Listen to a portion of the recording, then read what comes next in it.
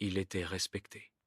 Ancien président du Nasdaq, des banques prestigieuses lui faisaient confiance. Des milliardaires lui confiaient leur fortune. Pendant des décennies, personne ne doutait. Puis, en 2008, tout s'effondre. 65 milliards de dollars. Disparus. Voici l'histoire de Bernard Madoff. Bernard Madoff naît en 1938 à New York. Issu d'un milieu modeste, il fonde sa société d'investissement en 1960. Au fil des années, il devient une figure incontournable de Wall Street. Il participe au développement du trading électronique. Il siège à des comités financiers influents. Il devient même président du Nasdaq au début des années 1990.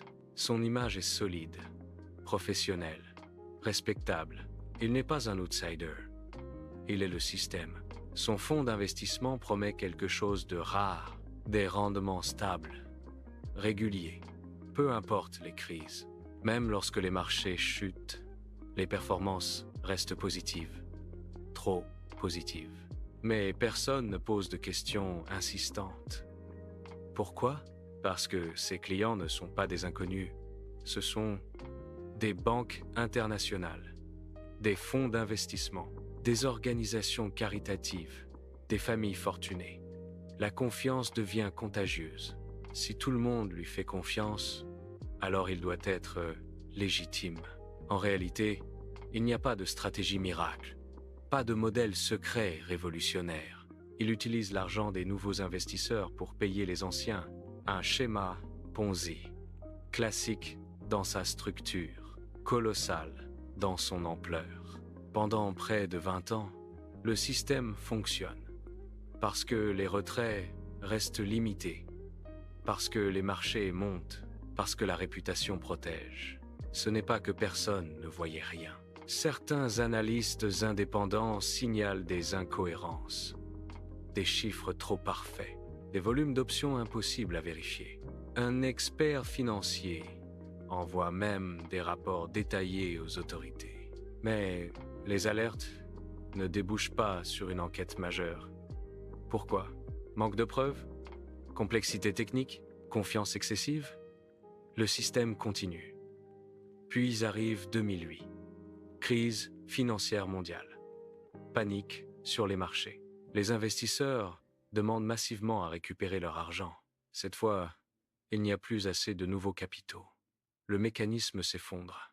En décembre 2008, Madoff avoue à ses fils que tout est une fraude. Il est arrêté peu après. En 2009, Bernard Madoff plaide coupable. Il est condamné à 150 ans de prison. Le tribunal estime les pertes à environ 65 milliards de dollars en valeur déclarée, des milliers de victimes, des retraites détruites, des fondations anéanties. C'est la plus grande fraude financière individuelle de l'histoire. Mais au-delà de l'homme, une question demeure. Comment un système entier a-t-il pu lui faire confiance si longtemps? Où étaient les banques dépositaires? Les auditeurs? Les autorités de régulation? Était-ce un génie manipulateur? Ou une combinaison de réputation, d'orgueil et d'aveuglement collectif?